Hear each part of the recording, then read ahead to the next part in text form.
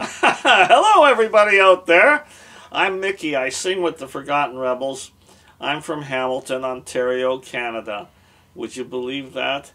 And we like having a great time performing for everybody. And we're going to be out there very soon again. Oh, I think I better take these glasses off because I've been told I have adorable eyes.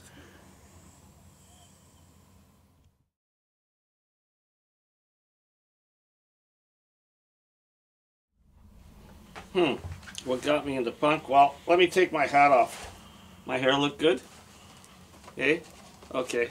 There goes my hat. My hair better look good. I hate not having my hair look good, especially when I'm doing performance. Yep. What got me into punk? Well, I'll tell you something. It's a funny coincidence that the Sex Pistols were not the band that got me into punk.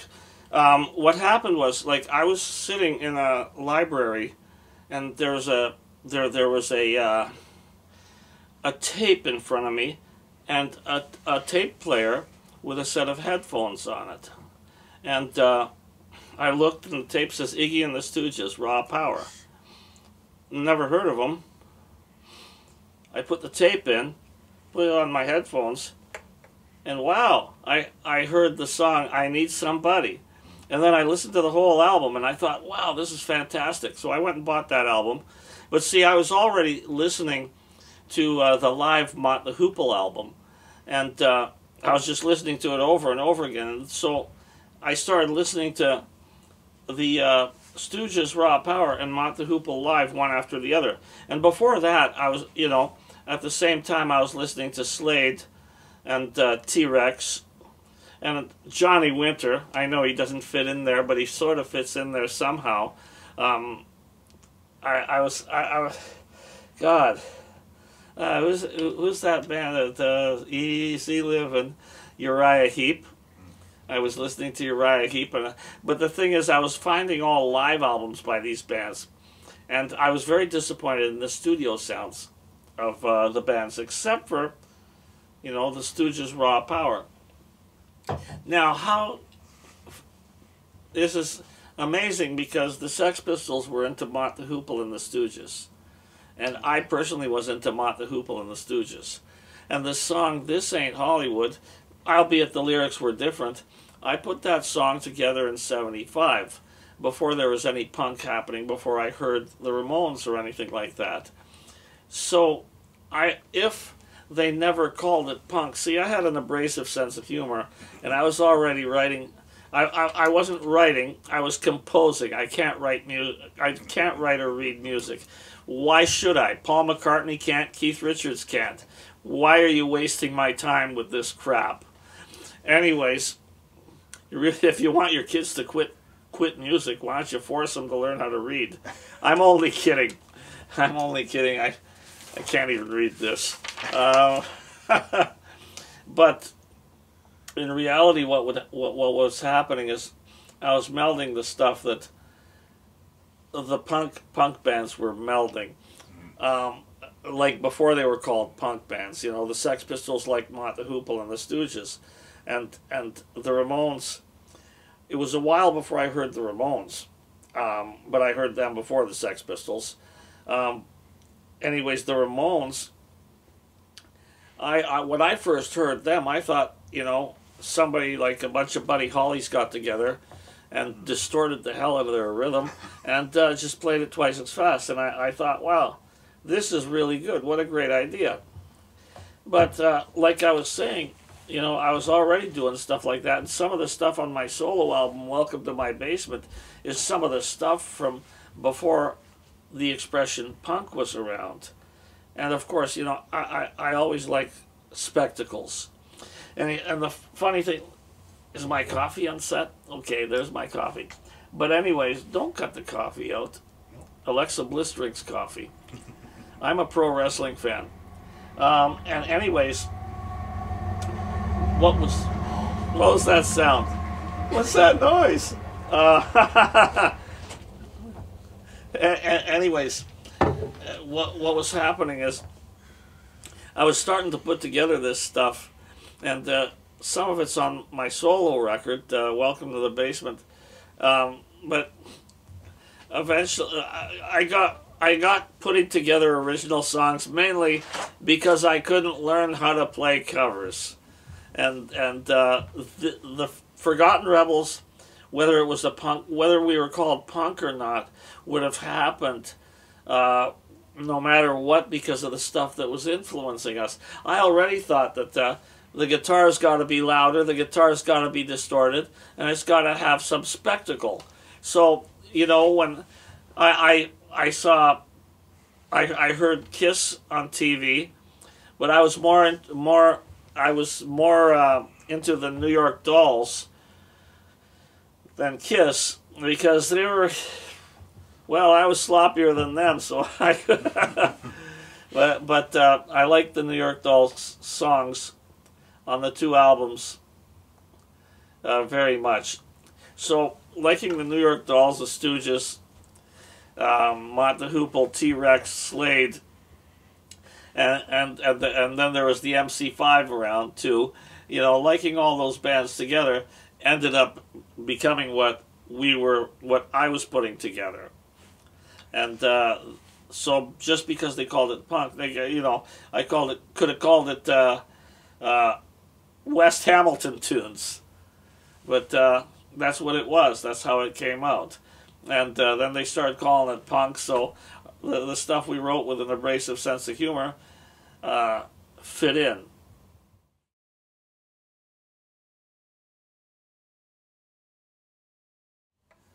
My main influences, well, musically you could refer to Question 2. And other influences, well, there's, you know, people that I liked. I liked John F. Kennedy. I thought he was cool. I was even alive when he was alive. I liked, I still like Ric Flair. I like Abdullah Farouk, the Grand Wizard who managed Billy Graham, and he managed the original Sheik Ed Farhat from Detroit. I was very influenced by wrestling. That's the kind of people that influenced some of the interviews I've done and some of the songs that we've put together. The sarcasm of, well, Billy Graham was a great, not only a great wrestler, but a great talker, and Ric Flair, the trash talker. Abdullah Farouk was the absolute great, and Ernie the Big Cat Lad, he was a very influential person when it comes to me doing interviews. And who else? Well, my dad told me to respect everybody and taught me how.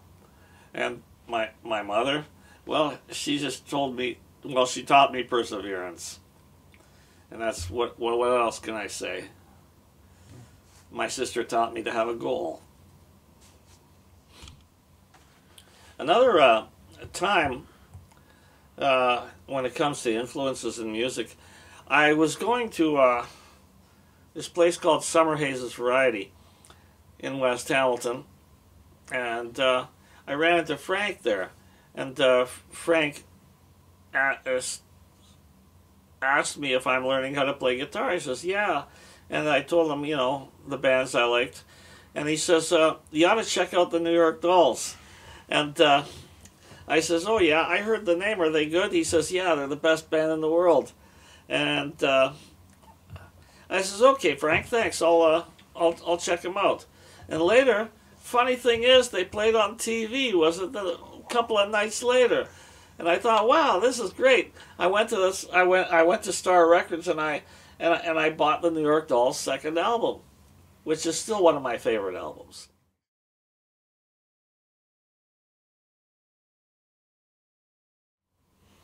Oh, the first concert I ever went to.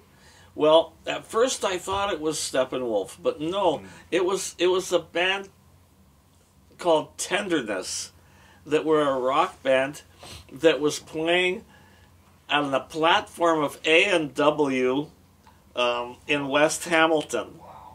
And Tenderness, they were a great band. I remember they covered that song Southbound Train by Steel River. And then I went to see Steppenwolf. I think I was 15, and I didn't know very much.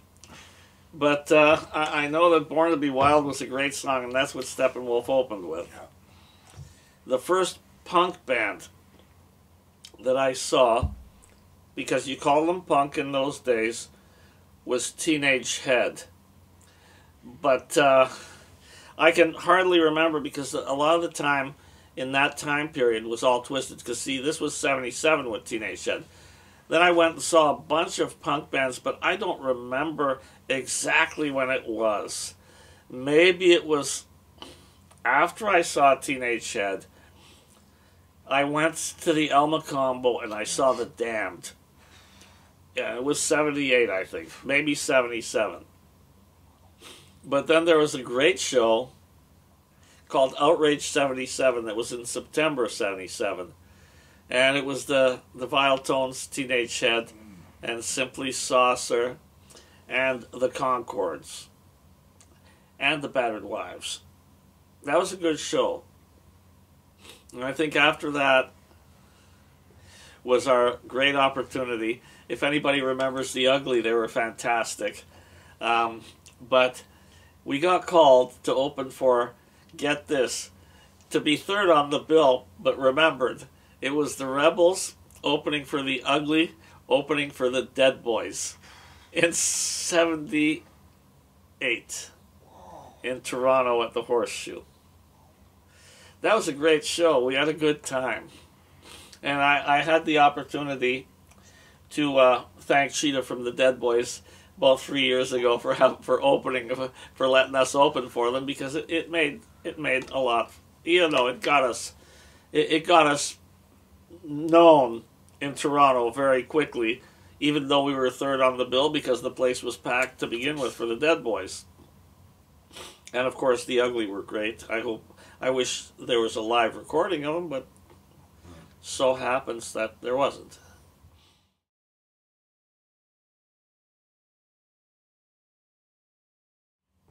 Some of my favorite shows that I saw? Wow. I've seen quite a few shows. My favorites, wow. The Ramones at Burlington Central Arena. We opened for them there. That was great. Joan Jett at Bannister's in Hamilton. Ian Hunter and Mick Ronson at Bannister's in Hamilton. Also, well, I'd have to say this. My favorite show that I saw Ian Hunter and Mick Ronson play at the Hollywood Palace in Hollywood, and the Forgotten Rebels opened for Ian Hunter and Mick Ronson at the Hollywood Palace in Hollywood, California, across from the Capitol building with the Walk of the Stars in front of it, and that was a great show. We had a really good time there. Another show, I think it was 1977 or 78.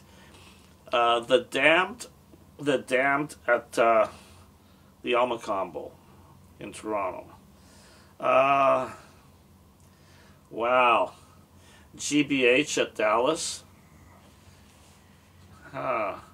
The thing is that the farther I go back in my memory, the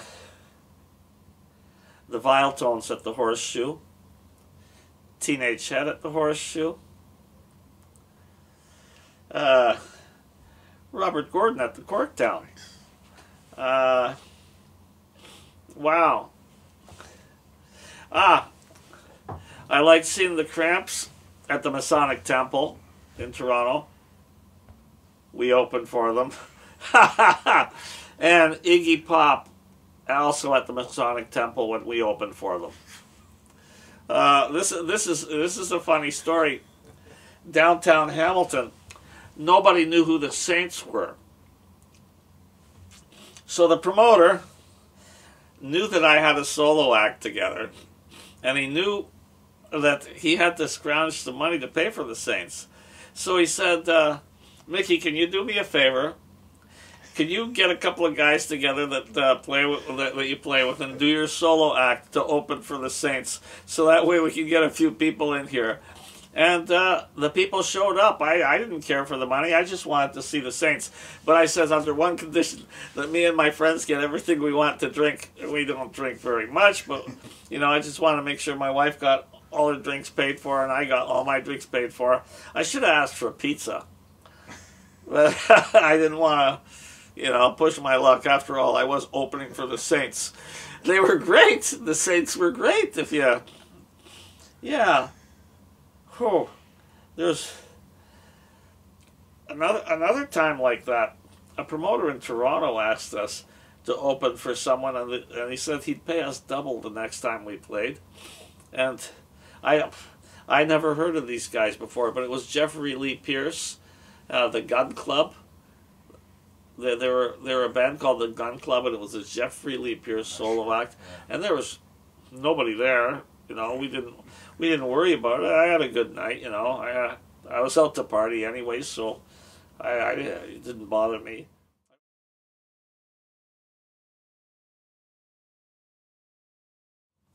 Yeah, I've been with the Forgotten Rebels forever, so I've jammed with a few people before.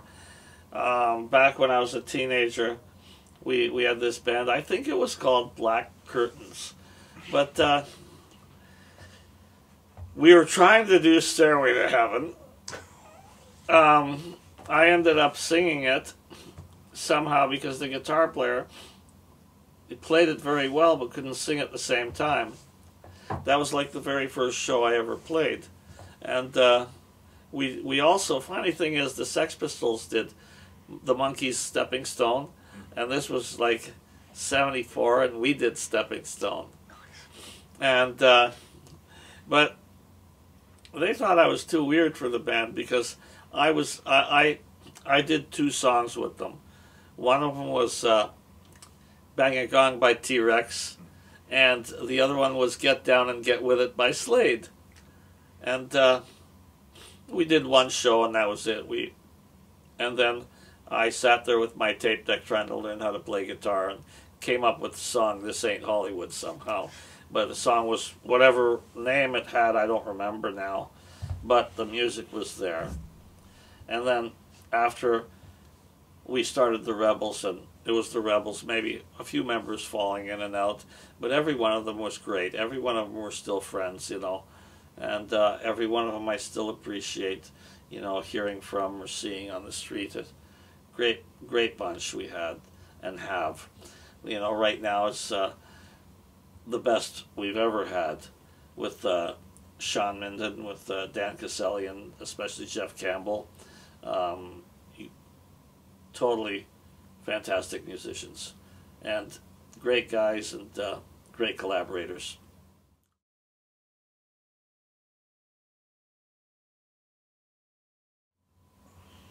The craziest thing that ever happened at one of our shows? Well, more than a few crazy things happened. When we were opening for the Cramps, if anybody's been at the Masonic Temple, there's a balcony. Somebody dove off the balcony onto the crowd, and they must have flattened whoever they landed on. And another time, we were playing in Vancouver, and somebody fell. Like I just ordered, you know, 4 double gin and tonics. And somebody fell off the side, and their wrist got cut on a glass. Well, they lived, but I saw the gush of blood go about 2.5 feet, and then land in my gin and tonic, looking like somebody put grenadine all over the glasses or something. But the person was lucky; they survived. They got taken away, obviously. And a few years later, the person told me they got compensated for it. And, well, they certainly made more money on that show than I did. I looked and said, Ozzy Osbourne, eat your heart out. Another time we were playing in Toronto, and somebody, for a joke, threw a smoke grenade across the floor towards the stage. And I thought there was a fire. we're like halfway through the set. I thought there was a fire, and I freaked. I started yelling fire, and the bar emptied out. And then when it emptied out, we noticed that there was just smoke coming from one little... I took off at that point, too. I didn't want to have anything to do with it. But we ended up getting paid that night, and that was at the Edge, Egerton's, if anybody would remember that. I actually took the bus home that night and made it to work the next day.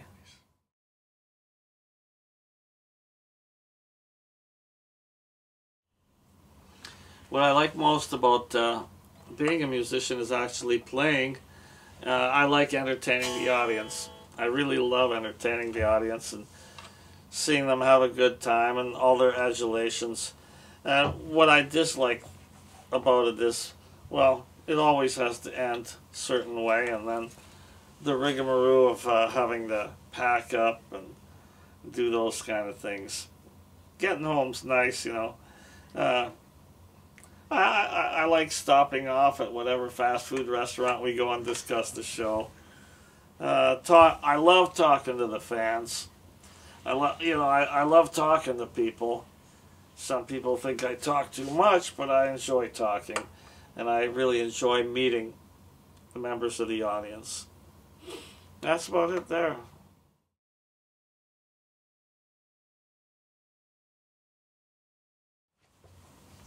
Oh, what my favorite foods are? Well, I know some people are going to think this is weird, but I like stewed pig's feet. You take the pig's feet and you boil them for hours, and you boil them with carrots, with celery, and cucumbers, and when they soften up nicely, sprinkle some Cajun seasoning, some Zatarain on them, or sprinkle some lemon juice on them, anything like that, and they taste really good. If you buy the smoked ones, you're gonna have to boil them for hours and hours before they get soft enough to eat. But the fresh ones, they're great. Another thing I like, I love chicken wings. The cat just opened the door over there. It looked like a poltergeist. They're here. Yeah, I like chicken wings, which I'm gonna have. Yeah, my wife's gonna cook them tonight. I love chicken wings. Well, anything, anything that's Cajun or Caribbean or stuff like that, I like.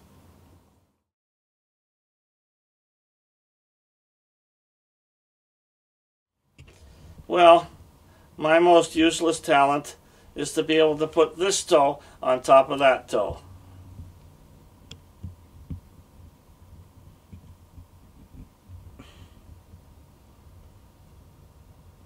Okay, that's enough.